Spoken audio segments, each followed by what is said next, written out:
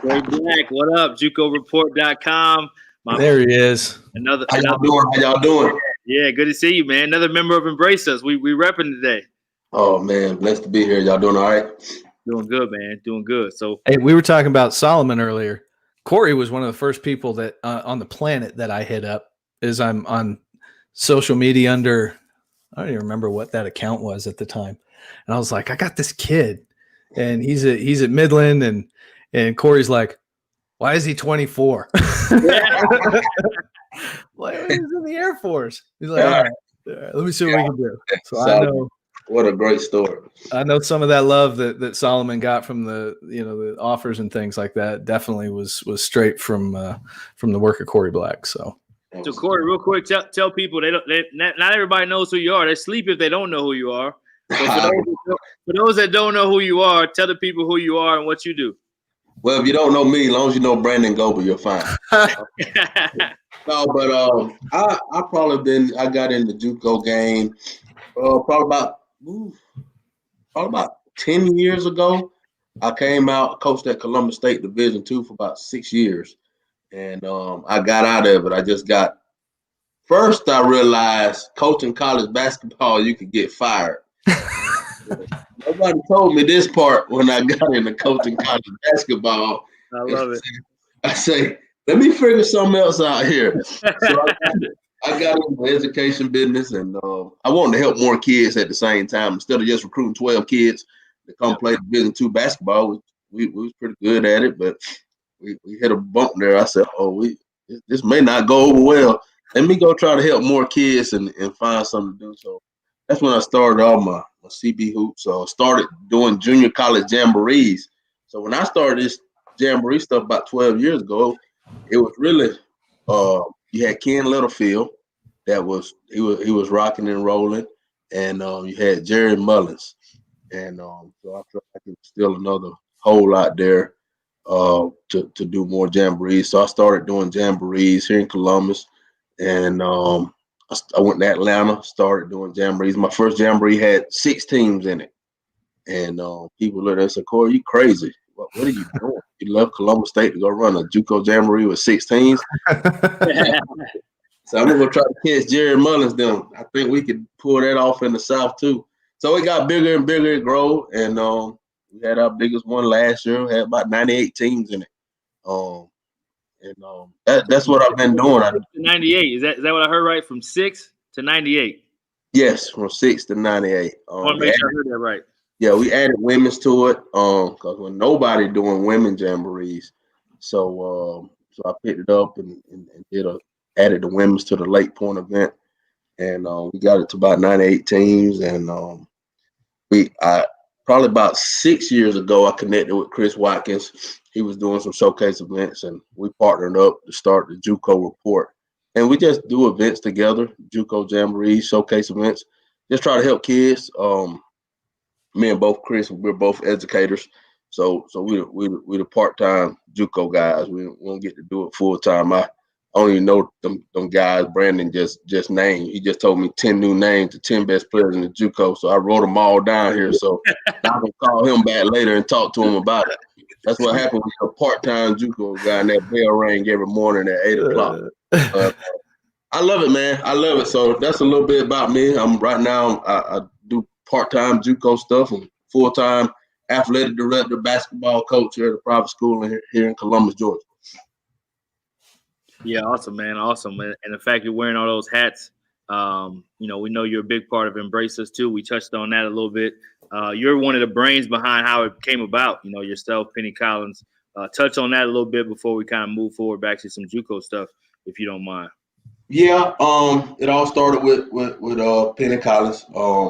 We had a relationship previous when me and Coach Collins, we connected back when he was a junior college coach at Columbia State, and we connected, developed a relationship. And through the pandemic, we always talked about ideas about how can we embrace everybody and get everybody on the same page and see how can we help more people. That's all Embrace Us is to promote each other and just try to push each other, just make things better. So we started that. We got the idea, and we got blessed with having guys like you on and Brandon on, trusting it and being a part of it. So that's how that all came about. Yeah, it's we're excited. We talked about it earlier. We had Joe on, and just excited to be able to continue to make change within our industry, within our communities. And Brandon kind of touched on it. You touched on it, just embracing all of us and getting all, people to understand. You know, it takes all of us to do what we really want to do to accomplish it. We all want our love. We all want our respect. So love everything that we're doing with Embrace Us. We got a couple comments. We got Joe back in here. Joe Eatman. Joe Eatman, great guy. Joe had a great story. He just told his story, man. An unbelievable story. What I like about the people in Embrace Us, we all started at the bottom, and we're still trying to get better. Like Brandon, like you said, he DM'd me. How long ago was that, Brandon? Was it 6 years ago? Yeah, I think 5 years ago. 5 years ago, and he started right there at the bottom, and look at him now, top JUCO scout in the country, without a question. That's not even an argument. Has it been 5 years now?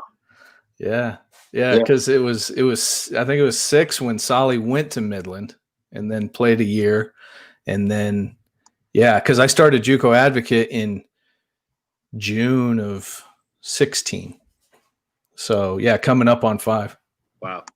Yeah. So that's what I like about our group. You got people that didn't get the silver spoon, that started at the bottom and just grind. That's what I love about our group. Yeah, you guys are both kind of in a similar space. Talk a little bit about what you love about being able to educate people from that space, from that perspective. Not only just helping kids, talk a little bit about that, but also just how you help the coaches at the next level understand what translates, who can be successful, just the whole nine, providing a ton of opportunities. If you don't mind, both of you guys kind of take turns on that. You go ahead, Brandon. It's interesting because people ask me all the time, like, you going to get into coaching? No. No. I know what I'm good at. And that's not it. But what I do think I'm good at because I love it more than anything I've ever done, job wise, career wise, whatever, is hearing people's stories, hearing who they are, matching that up with what they are on the court, but really being able to convey to a coach who this person is. That Corry knows we see kids that are really talented, but maybe don't have the other pieces inside of them that make them successful at the next level. And that's what I enjoy digging into, that part, where somebody like Solomon. I mean, I can always go back to Solomon typically, which is so funny that's how this whole thing for me started, because Solomon played like 1 year of high school basketball, or 2 years maybe. And he had all these circumstances to why he didn't continue playing. And then he went into the Air Force for 6 years. He was deployed to Iraq and Afghanistan. Like he's, and then to show up and be like, hey, I have something inside of me that says I can go play in the whack-jack and start after not having played real basketball in like 8 years. That has nothing to do with talent. That has everything to do with drive and who you are. And so being able to convey that to coaches then at the next level of, this is who this is as a person and why they're going to be successful for you has a lot more to do with what I'm telling you right now than what you are going to see on film. Yeah, and just to piggyback off that, he nailed it. Is you gotta know these kids, and you gotta know their story. And it's easy to figure out who the best players in the country are, but the tough part is who is the best fit for that best player. Yep. And that's what I like about it, is watching, evaluating these kids. But at the same time, you have to take the time to evaluate the college programs too, and know what that program. Know what that coach is about, know what that staff is about. Because you can't help that program if you don't know them. No, you can say you got this talented kid, but if he doesn't fit that staff, that head coach, that community, that city, it ain't gonna work. So I think a lot of people miss the boat on that part of researching the programs, watching film on those programs. A lot of people just say, "Oh yeah, he can play for you." Well, how do you know if you never watch? There are kids that are highly successful for Lou Hill because of the type of basketball that Lou Hill plays, the type of person that Lou Hill is, the type of people that his staff are, right? But even if you just look at it on the court, the type of basketball that he plays, well, some guys that are incredibly successful for him may not be as successful in other spots. Like Jordan Jackson picked the perfect spot for him when he went to play for Lou Hill. Right. And it had to do with the character of people that he was with, but also the type of basketball and stuff like that. Well, Jordan Jackson had the talent to play at all these other places, but that fit was perfect for him. All about fit. And he was incredibly successful there. Yeah, it's all about fit. And but you got to know both sides. You got to know the player and you got to know the program. If you know both, you can match them up. If you don't know one and without the other, it's going to be tough. And it could be another name on that transfer list. Yeah, man, you want to talk about a year where that list is going to grow. I'm sure you guys have both had to do some real explaining and almost like people come back later like, man, you told me about it. It's like, I told you. You know what I mean? I'm sure you guys both have some great stories on that. How hard is the evaluation process to be able to kind of figure out whose ability can translate and from your events, from your watching different games, how do you guys take so much? I mean, you guys are two of the best at it. So I guess the real question is, how are you able to understand, Black, maybe it's from you and your coaching experience. Brandon, we know you haven't coached or played. So what is the eye and what is it that you're able to communicate to figure out the levels and the fit and even to help a kid to be able to say, hey, man, if you just do these things and you buy into your coach in this way, because you guys help players as much as you help coaches. So talk a little bit about that if you don't mind. I think it's we're such a microwave society where we see something and that becomes fact, and that's just what everybody goes with. And it's easy to fall into that trap for sure when you're evaluating players, because you see somebody have a great game, you see somebody do something spectacular, and that's a start, right? Like you know that they have that, whatever that is that you just saw, that's in there somewhere. But it's really more than going back and looking at things like, I want to go watch your worst game. Mm-hmm. I don't. It's coaches will say, send me their best game, and like, yeah, for sure. I also know I have to play it. I have to play a game here. There's a marketing side to this where if I send a coach their worst game, he's not calling me back, right? But I want to go watch their worst game because I want to go see what happens when they're off and how do they react to it. There was there's players that maybe they're shooters or maybe they're athletes or something, bucket getters and all this kind of stuff. What are you doing when you're not making shots? Mm-hmm. How are you acting? How are you talking to your teammates? How are you reacting to your coach? What are the things when you realize, like, guys just figure out about halfway through a game sometimes, like, it just ain't it tonight. Well, now what are you going to do? Can you pass? Are you defending? Are you playing with a motor? Or are you just kind of, moping around like, oh, I can't make a shot tonight? Like, I have no interest in that player, because then when I talk to that coach and that coach takes that kid and they say, man, he had a bad week of practice and now we can't even get him to like focus, whatever, not in the classroom, not on the court, whatever, like, what kind of kid did you send us? And it's really, what are you doing when, when you're not being successful in the true, the typical definition of success, because you can find ways to be successful when you're not at your best, for sure. No question. And piggybacking off that too, Brian, is, we host these jamborees and it's the first of the year. Yeah. First games.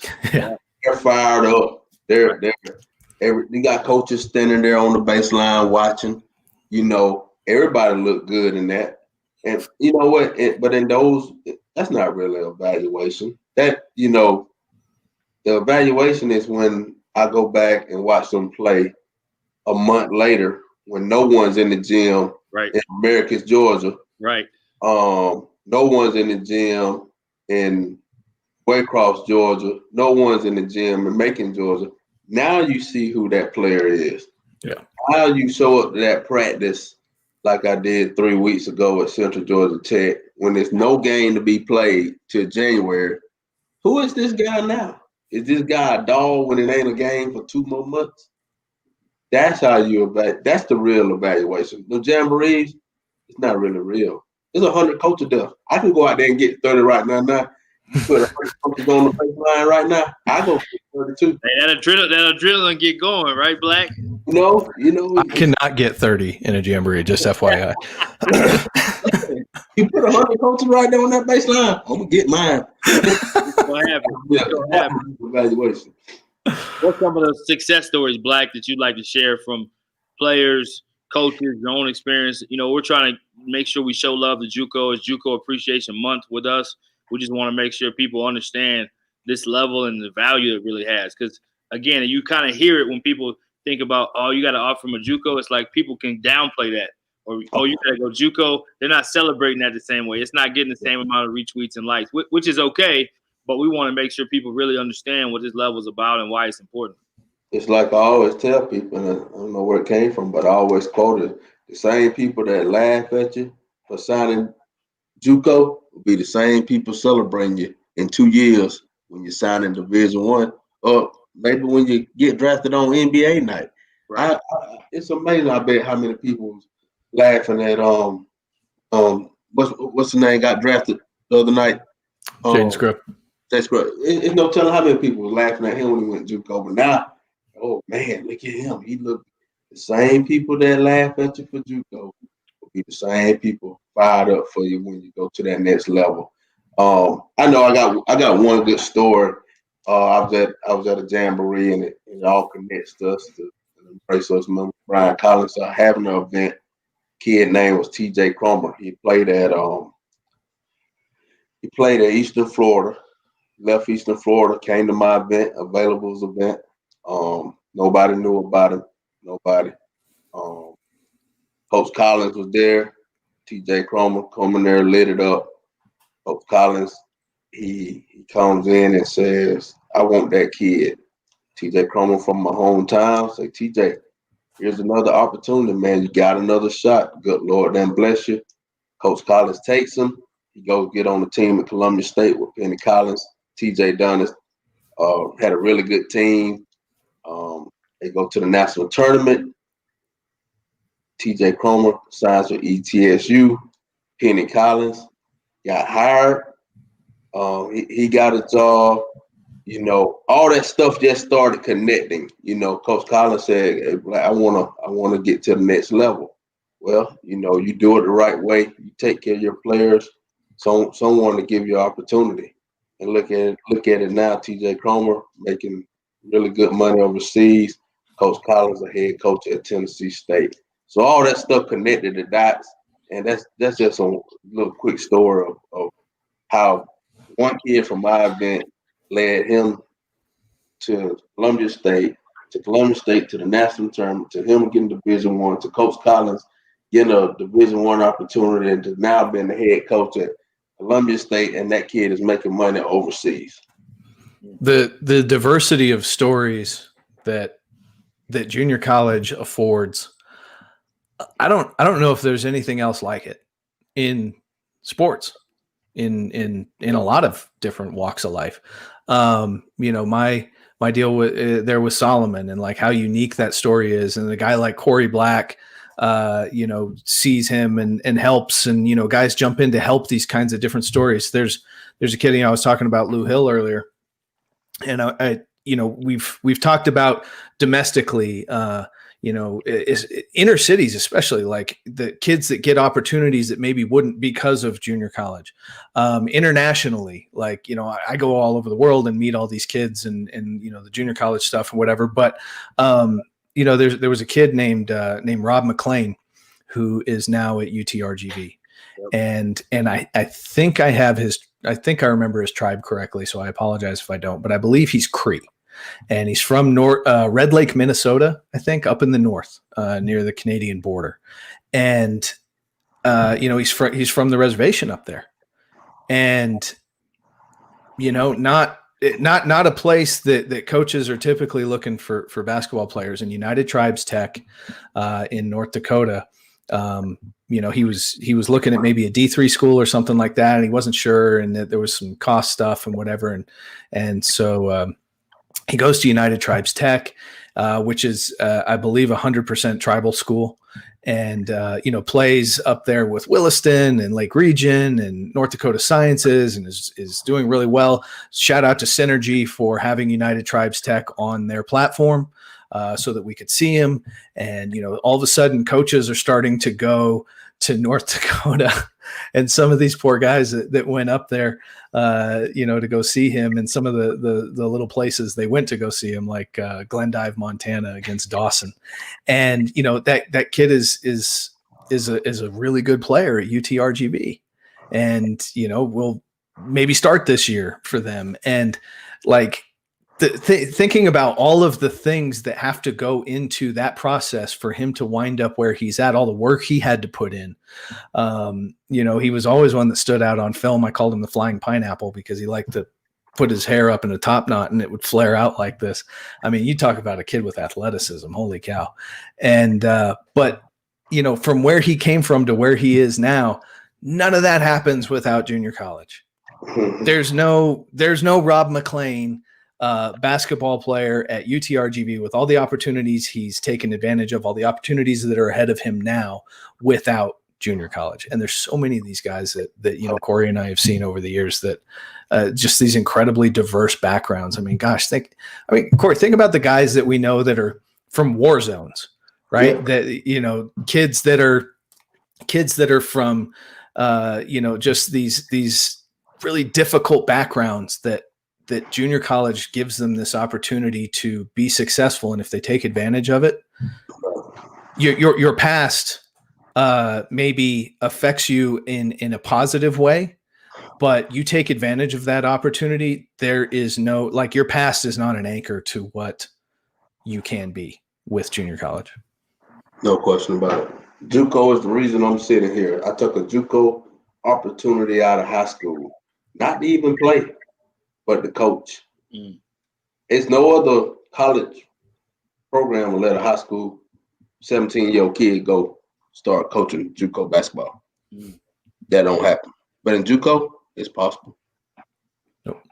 I think you guys have a really unique and awesome relationship, right? So many times in this space, whether it's high school, whether it's JUCO, whatever it is, it's competitive. So guys like yourselves are not willing to work together, help each other. But the thing I love about both of you, and I'm biased, but I don't mind saying it, is that, you guys are really about helping the kids, and I think I'm not taking anything away from anyone else with what they do, but uniquely, I think that, again, your name, Brandon, when you first started as JUCO advocate, being an advocate for JUCO, right? And I think that name and that brand has just grown so much, and credit to you. And then Corry, with what you're doing with JUCO Report, but for you guys to actually like each other, text each other, help kids, you know what I mean? I just think I've been in a couple group texts. Obviously, we're getting closer and closer, but I've been in group texts with you guys, and the first time I got one, I was like, man, these guys are actually cool. Like, this is a cool thing. So that doesn't happen often. So talk about that if you don't mind.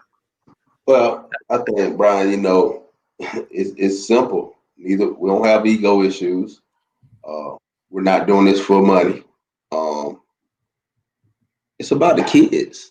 I think we're out here to help and serve the kids.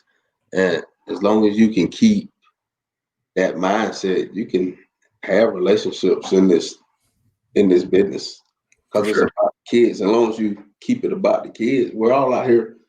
You're supposed to be helping kids. So it's going to Brandon event or my, it doesn't matter, because at the end of the day, it's about the kids, and it's about finding them opportunity to be successful. Yeah, I mean, there's when you keep it simple about like why you started doing what you do, the rest of it kind of figures itself out. If you stay focused on your why, that the rest of it really figured itself out. I mean, the number of times that I've said, "Hey, call Corry Black," about somebody will call me and ask about a player, and I say, "I've seen him here, I've seen him there. This is what I think." But you know who's seen him a lot? Coach Black. Call Corry. He'll fill you in. He'll take care of you. Whatever. It's like, yeah. If you focus on your why, I know that the rest of it will kind of figure itself out. And we try and be as creative as we can in different avenues of this business and working on different things. And I know at any moment, if I need to ask a question or get some information or something, I can pick up the phone and call Coach Black. And because he focuses on his why he do what he does. It's very, very, I know it sounds simple, Brian, but it really is when the focus is what it's supposed to be on. And I got a lot of respect for Brandon. I'm amazed at what he's doing. Happy he is in this space because it's much needed. So it's a respect thing too. I respect him, and I love what he do. So it's all about respect, and he's about the kids. Everything else will follow. Appreciate you, my friend. My pleasure. You muted, Brian. Trying to make sure I stay out the way, man. That's my isolation method, man. So yeah, I know we got a few more minutes with you. You got to get back to the bell ringing and all that good stuff, man. Any closing words you got about JUCO, about anything that you want to share with just kind of the people that listen? We appreciate having you on so much, man. Been awesome. Oh man, I appreciate y'all having me. What a blessing to be here with you two guys. I just want everybody to remember, man, it's a level for everybody, especially in the times that we got going on now, especially with the new recruiting rules, the everybody getting a year. It's gonna be some really, really good junior college basketball programs coming up. And what I want people to do is do their research on JUCO. Go watch them practice. Go watch them play. Don't take JUCO for granted.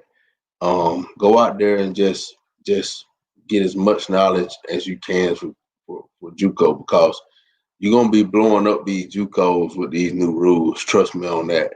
And if there's anything I can do to help you, please just reach out.